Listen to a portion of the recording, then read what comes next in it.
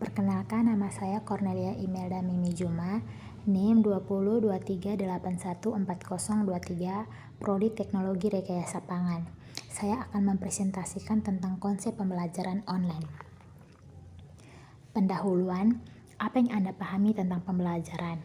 Ya, pembelajaran dalam istilah lain disebut dengan instruction. Saat ini istilah tersebut yang lebih populer yang bermakna peran aktif dari pengajar untuk membelajarkan siswa dibandingkan konsep awal yang disebut pengajaran atau teaching yang identik dengan kegiatan menyampaikan materi pelajaran dari siswa kepada guru, sehingga terkesan siswa pasif kurang terlibat dalam proses pembelajaran. Pembelajaran adalah upaya untuk mengondisikan siswa agar terjadi peristiwa belajar. Bagaimana caranya agar siswa belajar? Salah satu upaya adalah dengan memberikan stimulus dengan memfasilitasi siswa dengan berbagai sumber belajar termasuk di dalamnya online learning. Garis besar pembahasan pada bagian ini memaparkan tentang konsep pembelajaran online termasuk di dalamnya berupa perubahan pola pembelajaran, konsep pembelajaran online, ciri-ciri pembelajaran online, dan akhirnya membahas pula mengenai peran guru dalam pembelajaran online. Perubahan pola pembelajaran. Simak ilustrasi berikut ini untuk memberikan pemahaman tentang adanya perubahan pola pembelajaran yang terjadi saat ini sebagai pengetahuan awal tentang pembelajaran online. Bu Nina, seorang guru SMA, merasa sedih dan kesal karena dalam kegiatan pembelajaran di kelasnya, siswa tidak memperhatikan apa yang ia sampaikan. Bahkan siswanya cenderung sibuk mengobrol sendiri, serta lebih suka melihat keluar kelas dan handphone yang dibawanya. Bu Nina merasa sudah maksimal dalam menyampaikan materi. Ia telah mengajar dengan suara yang keras, tulisan di papan tulis pun terlihat dengan jelas. Akan tetapi, mereka tetap saja melakukan hal-hal di luar kegiatan proses pembelajaran. Oleh karena itu, Bu Nina sangat lelah dan putus asa. Sedangkan ia telah mengeluarkan semua kemampuan untuk menerangkan materi pelajaran kepada siswanya.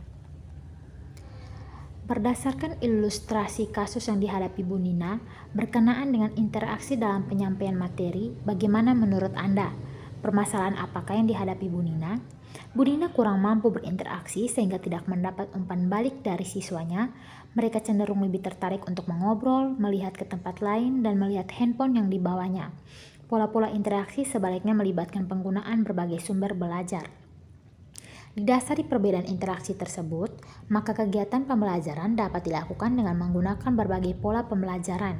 Secara khusus, pola pembelajaran ini terjadi karena adanya perubahan peran guru dalam kegiatan pembelajaran. Menurut Barry Morris dalam Rusman 2010, pola pembelajaran dikelompokkan ke dalam 4 pola pembelajaran, yakni 1. Pola pembelajaran tradisional 1, 2. Pola pembelajaran tradisional 2, 3. Pola pembelajaran guru dan media, serta 4. Pola pembelajaran bermedia. Untuk memahami berbagai perbedaan yang menandakan perubahan pola pembelajaran tersebut, simaklah kegiatan belajar satu ini dengan seksama. A. Pola pembelajaran tradisional. Contoh pola pembelajaran tradisional 1. Pada kegiatan pembelajaran, Budia yang berprofesi sebagai seorang guru di SMPN 1 Caringin kelas 2 menyampaikan materi pembelajaran tentang topik tata surya kepada siswanya dengan hanya berbicara dan siswanya mendengarkan apa yang disampaikan gurunya tersebut.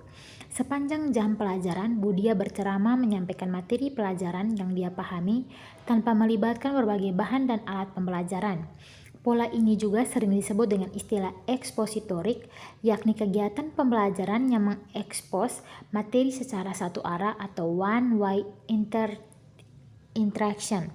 Masalah yang sering terjadi pada pola ini adalah verbalistik, yakni apa yang guru sampaikan tidak sama dengan apa yang siswa tangkap.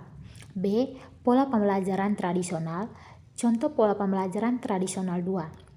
Pada kegiatan pembelajaran, Bu Nani sebagai seorang guru di SDN Lema Duhur menggunakan bantuan LCD proyektor untuk menampilkan presentasi yang telah dibuatnya tentang proses fotosintesis kepada siswanya. Pada pembelajaran ini, kontrol pembelajaran tetap dilakukan sepenuhnya oleh Bu Nani yang sudah menyiapkan materi sejak awal, dan untuk membantu memperjelas pesan agar mudah ditangkap oleh siswa, maka Bu Nani menggunakan slide proyektor sebagai media pembelajarannya. Siswa masih tergantung pada guru. Jika belajar hanya mengandalkan dengan media, masih belum dapat dicerna dengan baik. C. Pola pembelajaran guru dan media. Contoh pola pembelajaran guru dan media, Bu Leni adalah seorang guru di SMAN 1 Cisaat. Beliau adalah pengajar mata pelajaran biologi. Hari itu, Bu Leni akan mengajarkan konsep fotosintesis pada tumbuhan sesuai dengan RPP yang telah disiapkannya. Pada saat mulai pembelajaran, Bu Leni membuka pelajaran dengan sapaan, menyampaikan tujuan, mengapresiasi dan korelasi materi yang lalu dengan yang akan disampaikan. Pada saat menjelaskan materi pokok, Bu Leni memutar video animasi yang menjelaskan secara tentang konsep fotosintesis. Video tersebut dikemas dalam bentuk animasi dengan suara narasi atau voice over yang memandu menjelaskan sejak awal materi dengan sangat jelas. Sepanjang video diputar, Bu Leni ikut menyimak.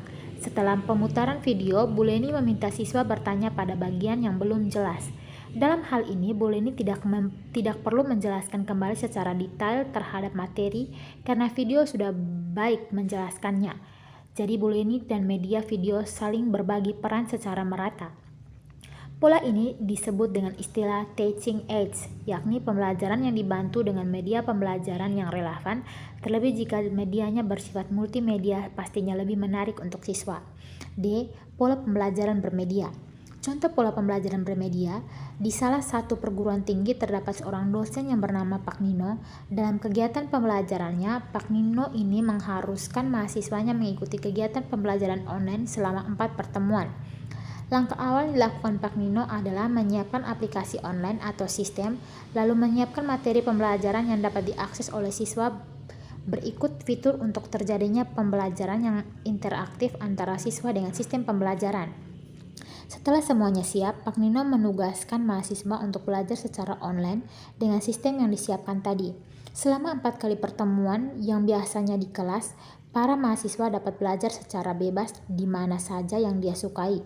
Ada yang belajar di kampus, di rumah, dan di perjalanan pun dapat belajar selagi tersedia koneksi internet. Pada saat para mahasiswa belajar jelas, di sana tidak hadir sosok pengajar, namun pengajar dapat digantikan oleh peran media online learning. Rangkuman, saudara mahasiswa, Anda telah menyimak materi perubahan pola pembelajaran berikut beberapa rangkuman untuk kembali menyegarkan ingatan Anda tentang materi pola pembelajaran yang tadi telah Anda pelajari. 1. Menurut Barry Maris, pola pembelajaran dikelompokkan ke dalam 4 pola pembelajaran, yakni 1. Pola pembelajaran tradisional 1, 2. Pola pembelajaran tradisional 2, 3. Pola pembelajaran guru dan media, serta 4. Pola pembelajaran bermedia. 2. Pola pembelajaran tradisional 1 menekankan guru bertanggung jawab penuh untuk menangani keseluruhan proses pembelajaran. Teknik dominan yang digunakan adalah ceramah. 3. Pola tradisional 2 atau disebut juga dengan guru media menekankan peran guru dibantu oleh media atau alat dalam kegiatan pembelajaran untuk menyampaikan isi atau materi pembelajaran. 4. Pada pola ketiga yakni media dan siswa terdapat peranan yang setara antara guru dan media dalam menjalankan fungsinya untuk menyampaikan isi atau materi pembelajaran. Pada pola ini, media dirancang sedemikian rupa untuk dapat menjelaskan materi secara baik, lengkap, dan utuh. 5. Pola pembelajaran bermedia ini menekankan pada peran media sebagai sumber informasi utama dalam kegiatan pembelajaran dan sosok guru secara fisik tidak hadir dan digantikan perannya oleh media. A. Pengertian online learning dari para ahli.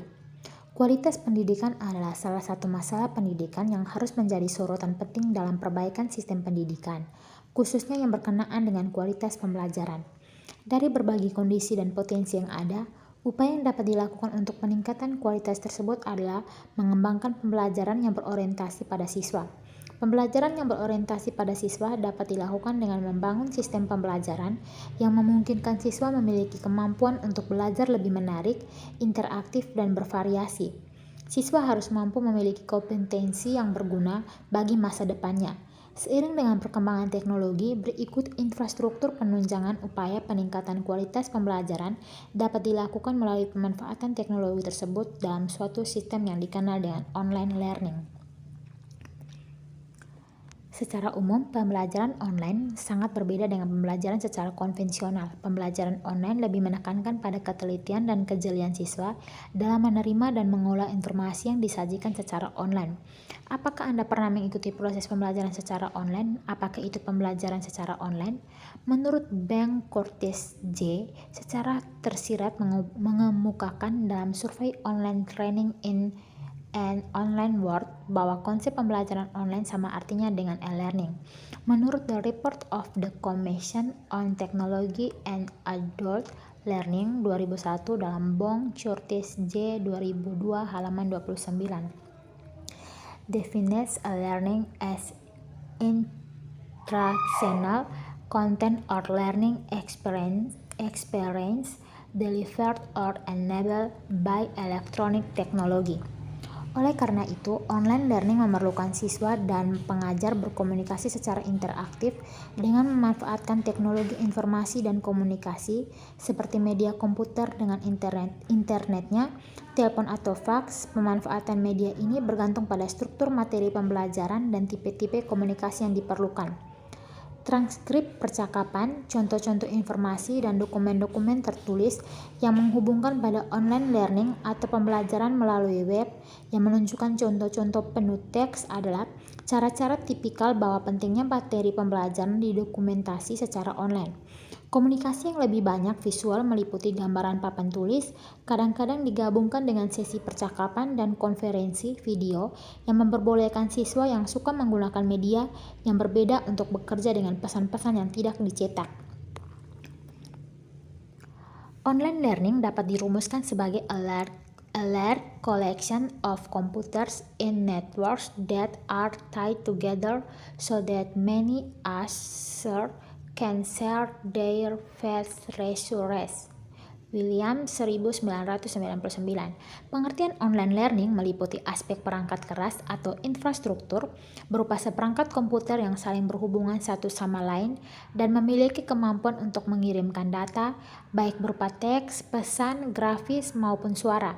Dengan kemampuan ini, online learning dapat diartikan sebagai suatu jaringan komputer yang saling terkoneksi dengan jaringan komputer lainnya ke seluruh penjuru dunia.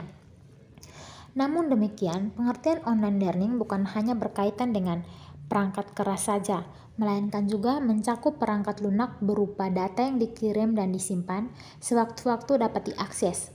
Beberapa komputer yang saling berhubungan satu sama lain dapat menciptakan fungsi sharing yang secara sederhana dapat disebut sebagai jaringan atau networking.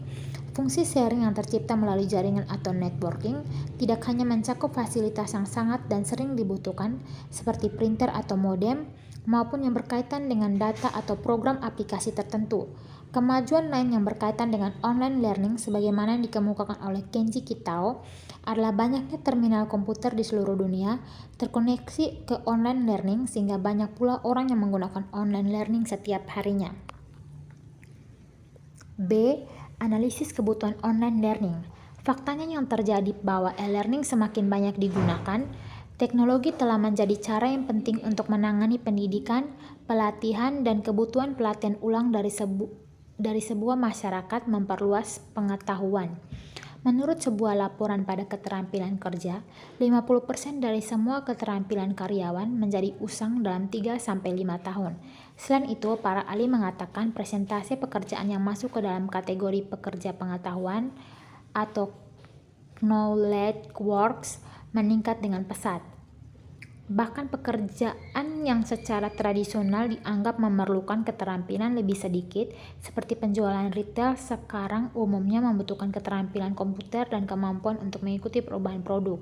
Banyak pekerja kerah biru secara teratur menggunakan komputer dan database dalam pekerjaan mereka.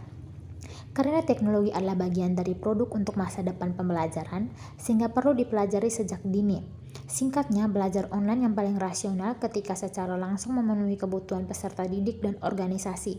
Misalnya, jika suatu organisasi perlu menyediakan kegiatan pembelajaran untuk peserta didik yang tersebar dan memiliki sumber daya yang tepat secara dukungan fasilitas, teknologi hal ini bisa sangat membantu. Di sisi pembelajar, teknologi dapat menjadi nilai tambah yang besar bagi peserta didik yang memiliki tujuan pembelajaran yang spesifik, memiliki adekuate dukungan, dan bersedia serta mampu menerima pembelajaran. Berikut gambaran kebutuhan online untuk pembelajaran. A. Ciri-ciri pembelajaran online. Pembelajaran online memiliki beberapa ciri-ciri secara umum. Ciri-ciri tersebut didasarkan atas gabungan dari beberapa teori atau pendekatan yang mendukung pembelajaran online. Apakah Anda tahu apa saja ciri-ciri dari pembelajaran online? Sebenarnya, jika Anda coba selidiki dari beberapa bahan sumber pustaka, dapat diketahui bahwa ciri-ciri dari pembelajaran online sangat luas. Tetapi secara garis besar, didapatkan bahwa ciri-ciri dari pembelajaran online menurut Flinders University yaitu personal, struktur, aktif, dan konektif. 1. Pembelajaran individu. 2. Terstruktur dan sistematis. 3. Mengutamakan keaktifan siswa. 4. Keterhubungan. Sekian dan terima kasih.